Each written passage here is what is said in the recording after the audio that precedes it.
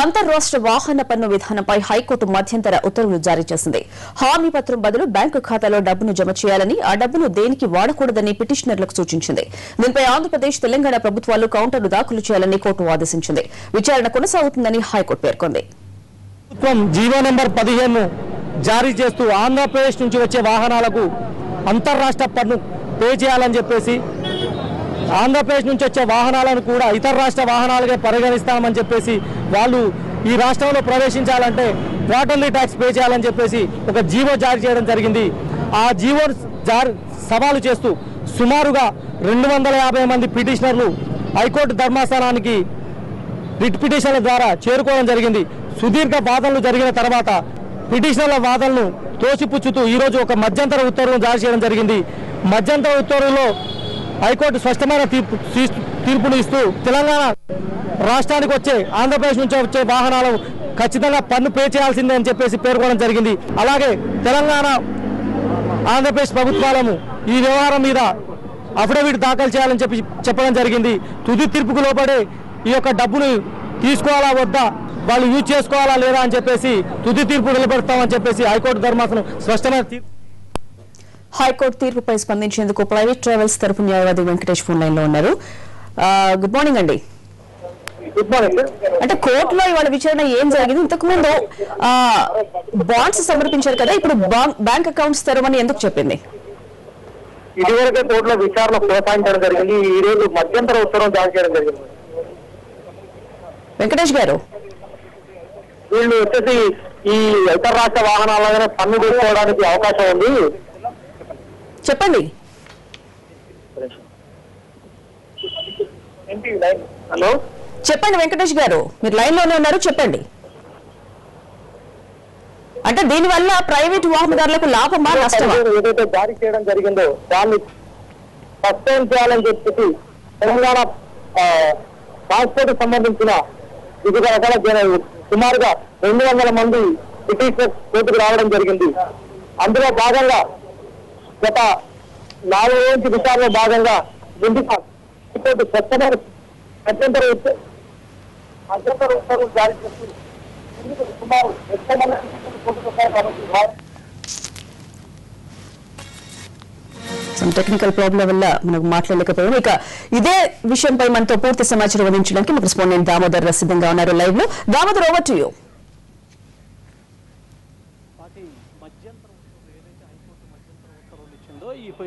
ఈ ట్యాక్స్ మీద మొత్తం కూడా కొంత ఇక్కడ అభ్యంతరకరమైనటువంటి వాతావరణం చాలా స్పష్టంగా వ్యక్తమవుతుంది. లారీ యజమానులు కానీ, బస్సు యజమానులు కానీ, ట్యాక్సీ యజమానులు కానీ తీవ్రమైనటువంటి అభ్యంతరం వ్యక్తం చేస్తున్నారు.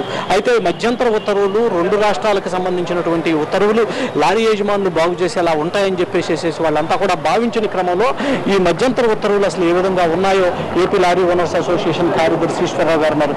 సార్, ఏ విధంగా మీరు అసలు ఈ ఉత్తర్వులను స్వాగతిస్తున్నారా? ఏదైతే హైకోర్టు చాలా స్పష్టంగా చెప్పింది, మొత్తం కూడా ఈ ట్యాక్స్కి సంబంధించినటువంటి ఒక ప్రత్యేక అకౌంట్ ఓపెన్ చేయాలి, ఎవరైతే కోర్టుకు వెళ్ళి వాళ్ళు ఆ అమౌంట్ అంతా కూడా డిపాజిట్ చేయాలి అని చెప్పేసి. అసలు ఈ వ్యవహారం అంతా ఎలా ఉందంటే గోరుతో పోయేదాన్ని గొడవలో పోగొచ్చినట్టుగా ఉందండి.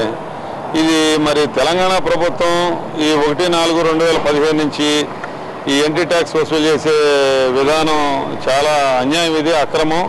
ఎందుకంటే 43వ నెంబర్ జీవోలో గవర్నర్ గారు కూడా వెరీ క్లియర్గా చెప్పారు 2 ప్రభుత్వాలు నిర్ణయం తీసుకోమని. మరి ఇదే నేపథ్యంలో హైకోర్టు కూడా 2014 జూలై నెలలో కూడా హైకోర్టు వారు కూడా చెప్పారు 2 ప్రభుత్వాలు కూర్చొని నిర్ణయం తీసుకోమని. మరి ఆంధ్రప్రదేశ్ ప్రభుత్వం చొరవ తీసుకున్నా కానీ తెలంగాణ ప్రభుత్వం కూడా కూర్చొని ఈ సమస్యను మనం ఎలా పరిష్కారం చేసుకుందాం, ఎలా చేద్దామని చెప్పి 2 ప్రభుత్వాలు కూర్చొని ఒక నిర్ణయం తీసుకుని చేస్తే ఇటు ఇరు ప్రాంతాల రవాణా యజమానులకు కూడా బాగుండేది.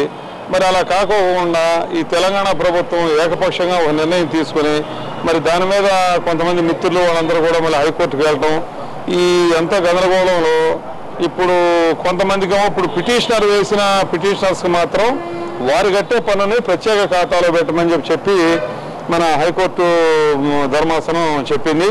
మరి నాన్ పిటిషనర్స్ మరి వాళ్ళ పరిస్థితి మరి ఆ ఫండ్స్ అన్నీ కూడా మరి జనరల్ ఫండ్స్లోకి వెళ్ళిపోతాయి. మరి ఈ పరిస్థితుల్లో రెండు ప్రభుత్వాలను కలిసి కౌంటర్ దాఖలు చేయమని చెప్పి కూడా అన్ని చెబుతున్నారు మీరు. అసలు మనకన్నా ఆంధ్ర కన్నా తెలంగాణలో వాహనాలు ఎక్కువ ఉన్నాయి, ఎందుకు విధించదు? ఆంధ్ర ఎందుకు పన్ను విధించదు? ఇటువంటి పరిస్థితుల్లో ఆంధ్ర ఎందుకని ఇంత సౌమ్యంగా ఉండాల్సిన పరిస్థితి ఏంటి? కారణం సౌమ్యంగా అంటే ఇప్పుడు అంతకుముందు జీవోలో ఉన్న దాన్ని బట్టి కూడా రెండు ప్రభుత్వాలు మాట్లాడుకున్న తర్వాత నిర్ణయం తీసుకున్నామన్న ఉద్దేశంతో ఆంధ్రప్రదేశ్ ప్రభుత్వం వేచి చూస్తుంది. మేము కూడా ఆంధ్రప్రదేశ్ గవర్నమెంట్ కూడా మీరు కూడా తొందరపడి ఇంటి ట్యాక్స్ పెట్టొద్దండి, ఆ గవర్నమెంట్తో మాట్లాడి విధి విధానాలు ఖరారు చేసుకున్న తర్వాత చేయమని చెప్పి మా రాష్ట్ర సంఘం తరఫున మేము కూడా రాష్ట్ర ప్రభుత్వానికి కూడా విజ్ఞప్తి చేశాం. మరి ఆ విజ్ఞప్తి మేరకు మరి రాష్ట్ర ప్రభుత్వం కూడా కొంత ఆలోచనలో పడి కొంచెం సమయం తీసుకోవడం జరిగింది. మరి ఇప్పుడు ఇక ముందు ఏమి నిర్ణయం తీసుకుంటుందో మరి వేచి చూడాల్సిన అంశం ఉంది. ఏదేమైనా కానీ పిటిషనర్స్కి ఒక రకంగాను, నాన్ పిటిషనర్స్ ఒక రకంగాను, మరి ఇటు నుంచి ఆంధ్ర నుంచి వెళ్ళే బళ్ళేమో తెలంగాణ కడతాం, తెలంగాణ బళ్ళేమో మరి ఆంధ్రాకి ఏమీ మరి కడతలేదు. మరి ఈ నేపథ్యంలో ఈ గందరగోళం ఉన్న పరిస్థితులు ఆంధ్రప్రదేశ్ ప్రభుత్వం కూడా ఈ ప్రవేశ పన్ను విధానంగానే పెడితే మొత్తం ఇరు ప్రాంతాల్లో ఉన్న లారీ యజమానులు కానీ, తర్వాత ట్యాక్సీలు కానీ, బస్సులు కానీ అందరూ కూడా తీవ్రమైన నష్టాన్ని ఎదుర్కోవాల్సిన పరిస్థితి వస్తుంది. ఈ పరిస్థితిని దీన్ని వెంటనే ఫుల్ స్టాప్ పెట్టాలంటే ఇప్పటికైనా మించిపోయింది లేదు. రెండు రాష్ట్ర ప్రభుత్వాలు ఒక సమావేశం ఏర్పాటు చేసుకుని ఇద్దరు కలిసి జాయింట్గా కౌంటర్ కానీ మన హైకోర్టు కానీ సమర్పించి ఏదో ఒక నిర్ణయం తీసుకొని ఈ రెండు రాష్ట్రాల్లో ఉన్న ఈ మోటారు వాహన యజమానులకి అలాగే ప్రజలకు కూడా మేలు చేయాలని చెప్పి మా ఆంధ్రప్రదేశ్ లారీ వాహన సొసైటీ తరఫున 288 మాత్రమే కోర్టుకు వెళ్ళటం జరిగింది. మిగిలిన వాళ్ళ అమౌంట్ అంతా కూడా తెలంగాణ పన్ను వసూలు చేయవచ్చు, ఎంట్రీ ట్యాక్స్ వసూలు చేసి వాళ్ళు వాడుకోవచ్చు అండి. ఈ క్లారిటీలో మిగిలిన 3 లక్షల మంది వాహనదారుల పరిస్థితి ఏమి? వాళ్ళ పరిస్థితి అకన్నదేశంగానే ఉందండి. ఇప్పుడు కోర్టుకు వెళ్తే రేపు జడ్జిమెంట్ ఏమొస్తుందని చెప్పేసి వాళ్ళ సందిగ్ధాలు అలా ఉండిపోయారు. బస్సు వాళ్ళకి ఏమైనా ఫేవరబుల్గా వస్తే కనుక లారీ కూడా అదే వర్తిస్తుందని చెప్పేసి లారీ వాళ్ళు కానివ్వండి, కొంతమంది శక్తి లేని బస్సు యజమానులు కానీ, లారీ యజమానులు కానివ్వండి, అలా నిర్లిప్తంగా ఉండిపోయారు. కోర్టు నుంచి ఏమొస్తుందో చూద్దాము, మామూలు పబ్లిక్ ఇబ్బంది లేకుండా జడ్జిమెంట్ వస్తే దాన్నే అందరికీ అమలు అవుతుంది అనే ఉద్దేశంతో ఉన్నారు. ఇప్పుడు ఏంటంటే వీళ్ళు చేసిన కోర్టు ఇచ్చిన జడ్జిమెంట్ కూడా మళ్ళీ ట్యాక్స్ కట్టండి, సెపరేట్ ఖాతాలో పెట్టమంటే మరి దీనికి బస్సు వాళ్ళకి కానీ రవాణా రంగానికి ఏం ఊరట్లేదు అసలు మామూలుగా. అలా కాకుండా ఇది జాయింట్ క్యాపిటల్గా ఉంది కాబట్టి జాయింట్ క్యాపిటల్గా ఉన్న నాళ్ళైనా సరే కనీసం ఈ సింగిల్ పాయింట్ ట్యాక్స్ పెట్టి ఇక్కడ ట్యాక్స్ కడితే అక్కడ తిరగడం, అక్కడ ట్యాక్స్ కట్టిన మళ్ళీ ఇక్కడ తిరగనిస్తే రాష్ట్రాలకు వచ్చే ట్యాక్స్ వచ్చే ఆదాయంలో ఏ ఇబ్బంది ఏమి ఉండదు. ట్యాక్స్ వాళ్ళకి వస్తుంది. ఇప్పుడు ఎన్ని ట్యాక్స్ పెట్టడం వలన అదనంగా ఏదో నెలకు 30 కోట్లు వస్తుందని చెప్పేసి అంచనాలు వేసి ప్రజల మీద భారం వేస్తాం వలన రవాణా రంగానికి భారం అయ్యి ఆ భారం ప్రజల మీద ఇండైరెక్ట్గా పడుతుంది. దానివల్ల ఇబ్బంది